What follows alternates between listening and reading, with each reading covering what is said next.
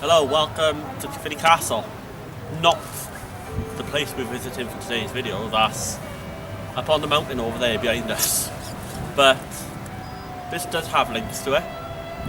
Whereas Morgraig Castle is today's subject, and a lot of the stones that built this castle is here. So before we got to Morgraig, let's learn about the people involved. And it's taken the second largest castle in Britain behind Windsor, here in Caerphilly.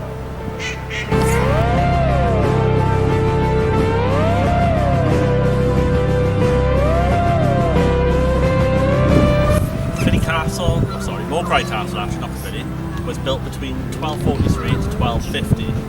It isn't determined who built it, whether it's Lord St Genis or Gilbert de Clare, but it's either one of those two.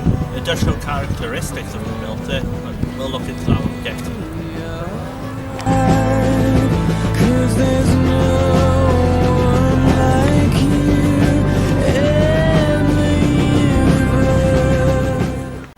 Right, first one, Lord St Genis. This is what we're going to look at. Lord St Genis is a Welsh warrior lord and a very brave man by all circumstances. He held the land between the River Taff and the Rhymney River, which is now modern day St Genis, with the Rhymney River being on the east of it and the River Taff being the west of the mountains. Hence Llanbrynach on the east and Taffwell on the west. But that is Lord St Genis.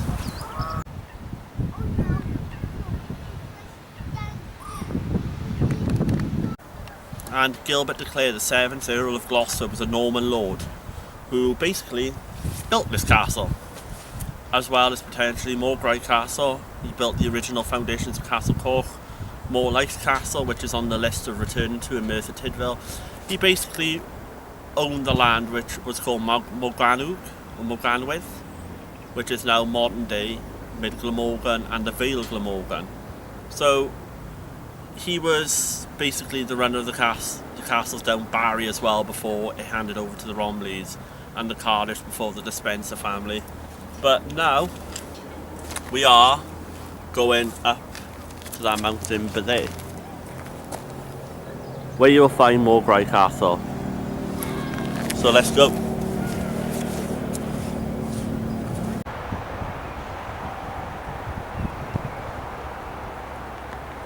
So we are at the back of the pub in the car park right now. So where this fence is by here is the way into the castle. So I'm going to have to scale this fence, it's a lot of moss, but you can see up there where the way up to it is. I think could be some old walls for there. Last time, I'll show you in my old video, I have to go to Lanishing Slopes to get here, and it's just like that Lanishing Slopes. Top of Thornhill Mountain. That was the next spot, because the castle is up there. So again, we'll see an amazing view. That's parts of Cardiff there. Just, if you can clearly see when you zoom, it's the Cardiff City Stadium over there. But yep, we are literally nearly at the castle now. It is a tiring walk, I gotta admit, but it is one fun walk. To advise if you are into looking for ruins, relics, whatever of the past, this is something great. So the gate is open, so let's go in and have a look at Morgraig Castle.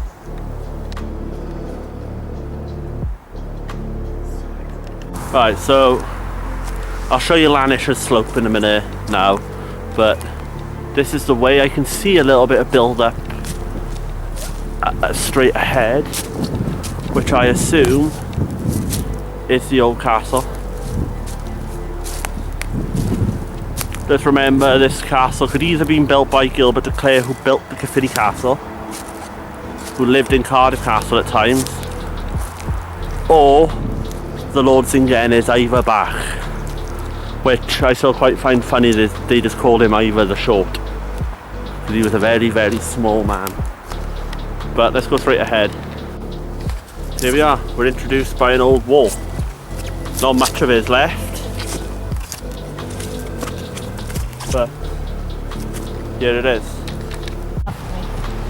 This is this pit by here, that's built, so I think we're on top of what is a low wall of the castle. As you can see that there is some wall by here. There is more straight ahead down here, but we'll go straight ahead.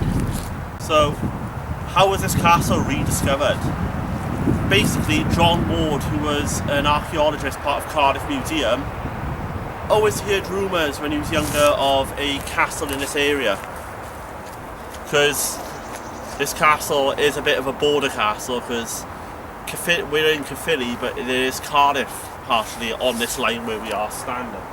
So he took a team up here in 1901 to start digging. Bear in mind, he found out the castle's existence in 1895, so it took 6 years to start digging. Not much left, as you can see, are some ruins of walls down there, which we'll look at now. But he did find more. And if we look back at the history, around about 2007, the Caerphilly Historical Society looked into it and figured out that the stones from this castle was used in our first location to construct Caerphilly Castle near the old Roman fort, which is located in the grove of Caerphilly Castle. But I do think that it is more down here, if I remember rightly. So no, the holes that like mark it out. Well, that's just a tree branch. That is just a tree branch.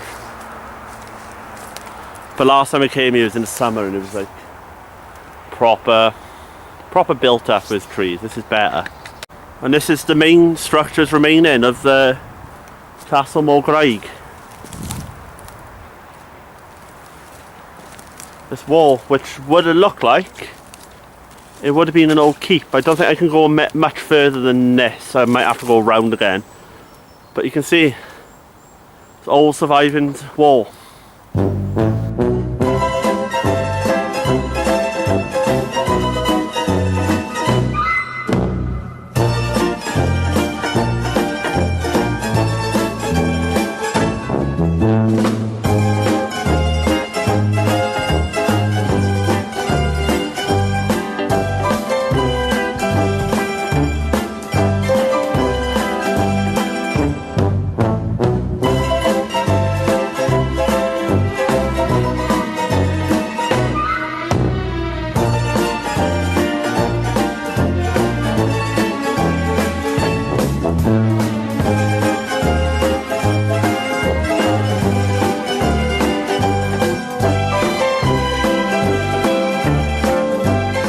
Now I'm in the keep. See the walls behind me, is walls there.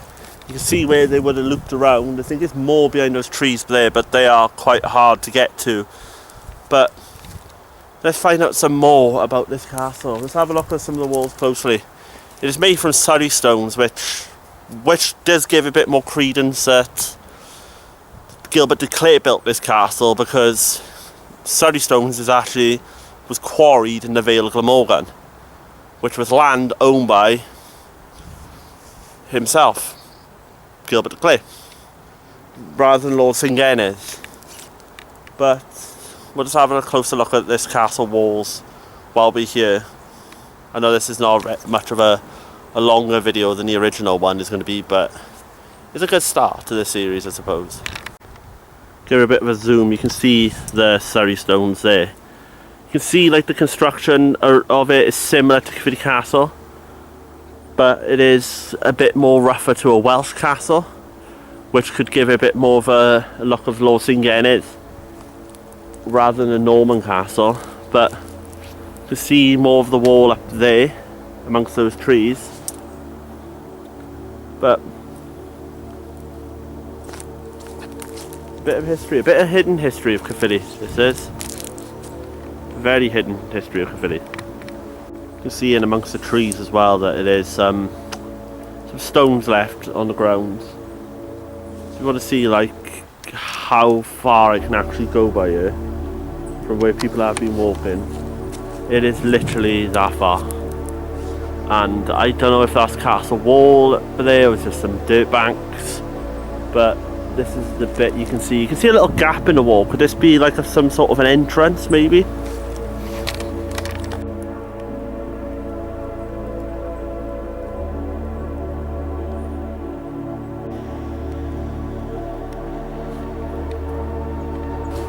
Right, these are some of the fallen walls. It's quite interesting. It's like designed to the Surrey stones here that was used.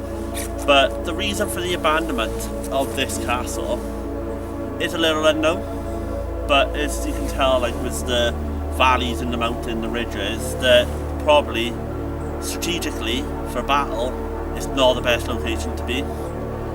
With Caerphilly being only down the road from here, Lord Singennis, if this was built by Gilbert de Clare, could have taken the whole of Caerphilly even before we came up here, and strategically it's not a great idea. Cardiff is already protected by Cardiff Castle at the time. Why was this built? That's the questions that everyone's been finding hard to answer with Morgraig Castle.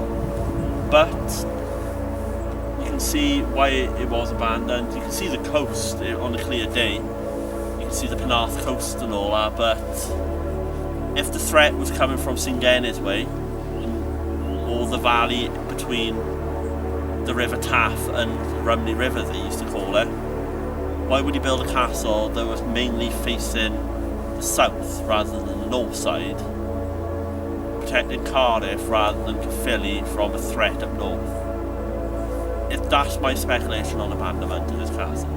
But there is a little bit more I want to show you now, and then we're going to head for a little recap at the end of this video.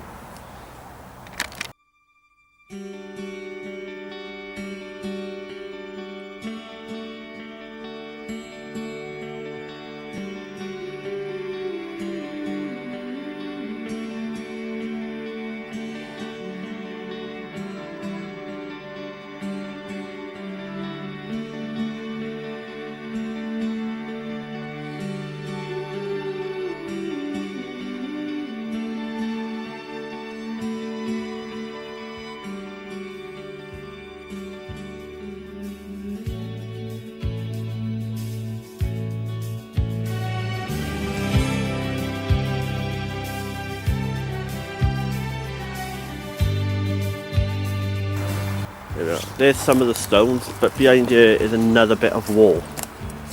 This looked like it could have been a room. I don't think I'll be able to get into it properly, but I can show you it. You can see straight ahead, there is a wall. Another one, a very low wall, a similar stone design, a little bit more rougher in design. But this bit looks like it's been, I would say, picked off a lot. Stones have been knocked down. Could this be trees growing? Or could this part of the castle be used for Caerphilly Castle? Well, I head over now back to Caerphilly in a bit to show you Caerphilly Castle again. But this is quite an interesting part. What it could have been. Why is these walls tumbled? Is it just due nature, or was it because they just tore it apart to build another castle? So we are pretty much inside of the castle. See that little bit by here? That is also part of the castle walls.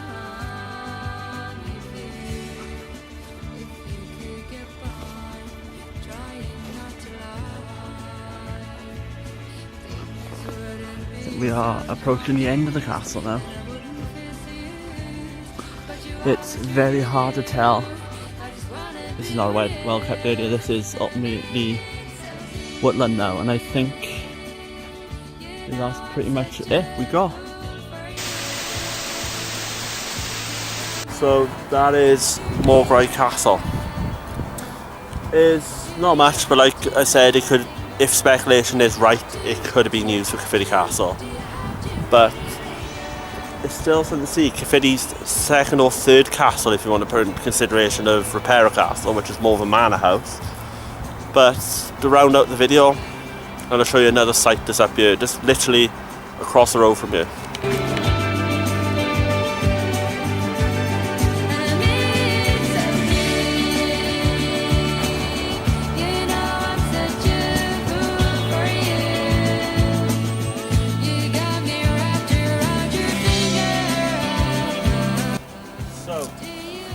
It does look like we're just next to radio tower mats, which we are ultimately, but behind those tower mats, I'll show you pictures of it, is the old walnut war bunker from World War II, which was a command control centre.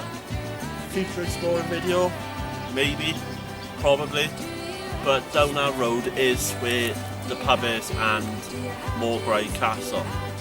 But that was the first of the Exploring Revisited, a very shortish one we're going to start with.